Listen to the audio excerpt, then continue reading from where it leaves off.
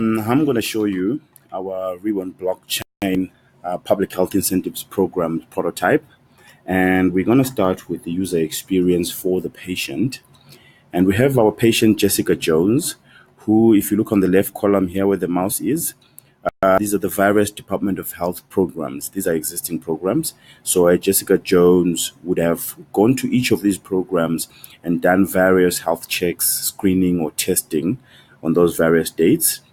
And as we can see, she has the healthcare actions that she's completed are actually like surveys, medication dispensary, and HIV test there, where she got 1,500 tokens. We call these ribbon tokens for the HIV test, and she completed a survey and got paid 200 tokens. And Jessica here could spend all these tokens or any amount of them at any retail outlet or online retail store. And in this instance, we've got a pharmacy, we've got the supermarket, Pick and Pay, and ShopRite. We've got the How train, which is the high-speed train, so she could use it on public transport or as pay however she wishes. Please note that there are unlimited merchants, partner merchants on this platform. So she would never at any point be limited in where she can spend these tokens, okay? She can also withdraw these tokens directly to self or via other people if she does not have access to cash. So if she's got a friend like Princess Pool, she could withdraw via Princess Pool, click how much money she actually wants. You see 205 there, or get the whole max, and she can withdraw. Okay, but unfortunately, this function is currently not enabled. Okay, because it uses a smart contract at the back end of the software. But she can also deposit from a bank account. So if she's got like a mobile wallet service for a bank account like FNB, for example, she could create a QR code and simply scan and the money is deposited there, or this could be done from a friend.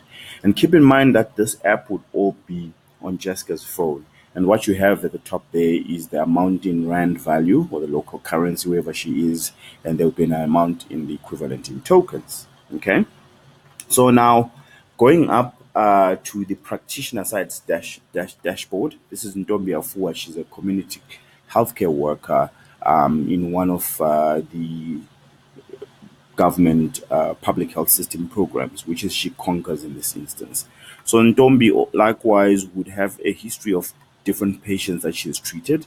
As you can see, she's got NOMSA over here.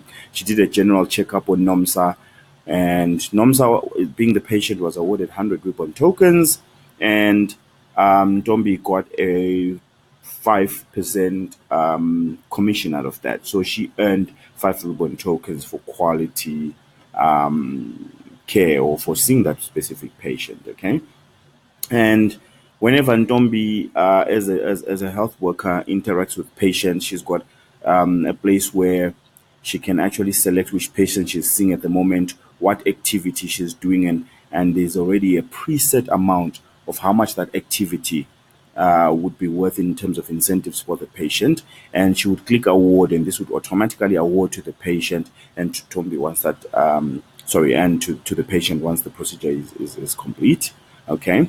And at that point, the money would be issued directly to patient and to the healthcare worker, Ndombi in this instance. And just like the patient, Ndombi can withdraw the money, can spend it at any retail, and can also deposit into a wallet. Okay. Then we have the manager dashboard, where program managers, like for the She Conquers program, there are different organizations like NGOs that would manage some of these public health programs. They can actually, have a history of what's actually been happening. If they've sponsored incentives, they would have a history of where these sponsors, the sponsorships have gone to, and where the data was captured, and where all the activities, these healthcare checks and activities, where actually happened, and how much was awarded in incentives and which date. And they can have also a history of actually what happened, and they can manage this. They can increase, the amount per program of incentives. They can decrease it and they can stop it and freeze it. They can have a list of all the users from patients to community health workers who've earned, and so they'll have quite a lot of data in terms of, of the history of activities, and they can transfer management if they are no longer participating in this program. They can transfer management to another company or another NGO.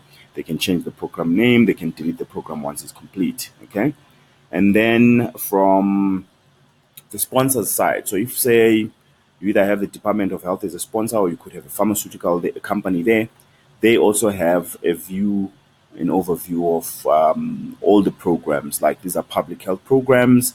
So government, in this instance, the Department of Health, would know how much tokens were issued and what the program balances are, and what the activity are, and they can change how much is going into that, and they can also view analytics by year, by month to month, and so on and so forth.